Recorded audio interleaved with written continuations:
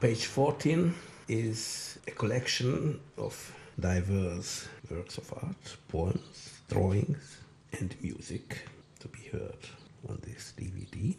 And the imperative resounded here is to flee the norms. This, at least, is the idea of the poem entitled Ars Poetica by Peter Raphael, which says that we should not conform, particularly not with the Maltese and with party people and with experts who only want to conform. This, of course, is absurd. Let them laugh at me. Laugh at me yourselves. That's important because due to conformity, laughing is dying out. The hero of the second poem wants to greet the women on Women's Day, and he almost forgets to visit Kritika, who is not Kotika, but maybe even nicer. Kritika in English,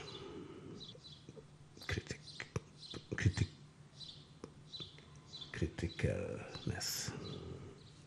Yes, criticalness maybe. Stern in this respect. And his service is not to be rewarded by her the way he dreams about, but he is kicked out after being intimidated by her, by lovely criticalness. Yes. Gabor Litvan's drawing about the gondolieri and their misery due to the vaporetti arriving and rendering them outdated, and even the gondolieri being infected by this new idea, by this new means of transport, and wanting to become, most of them at least, drivers of vaporetti. Because this now is to become the norm, as seen by an article written more than 100 years ago by Zoltán Ambrus. And the music to this, a vocal trio, to be heard on this DVD, will point out the intensity of this change, the complexity of the moment, and the realness of the passing away of something reduced to become a souvenir, which once had the power of life in it.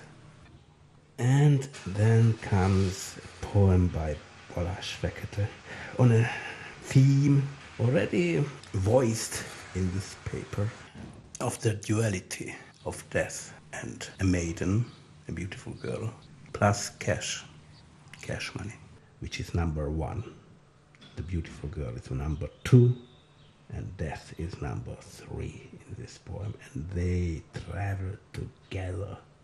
And the beautiful girl says to one, I will never be yours. And she spat out towards one. Would you like to belong to him? One asks her. And with his chin, he indicates towards three. Number two says, I don't even know you.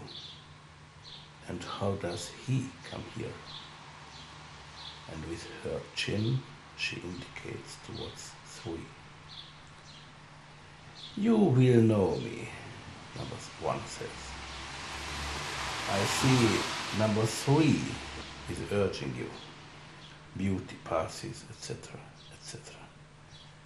Number three, I'm not urging her. I'm just looking at the landscape. So beautiful is she, and the landscape too. I think I'm going to buy one churchyard somewhere where we can be together in the coffin, two of us, and forever. So you are designing a train accident? Number one asks, adding, but it it won't do any wrong to me. Just to number 2. Make friends, says number 3.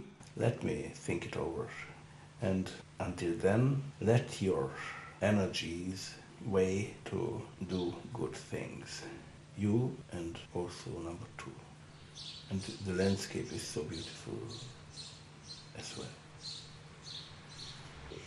And here you can see an ad for a festival in Tyrol focusing on Richard Wagner, who says, Wahn, Wahn, überall Wahn, which means about, I'm not sure how it was translated into English, but craze, craze, everywhere craze, which is not the real thing, not the same as in German. There should be some better words or word for it. Because what it means is not simply a diagnosis of the disarray of things in the world, but on the other hand, it is also an imperative that there should be Wahn in opposition, I might say, to norm, in order to create. Because life itself is akin to the idea of Wahn, not as a mental disease, but as a yearning for each other, for experiencing the fullness of existence.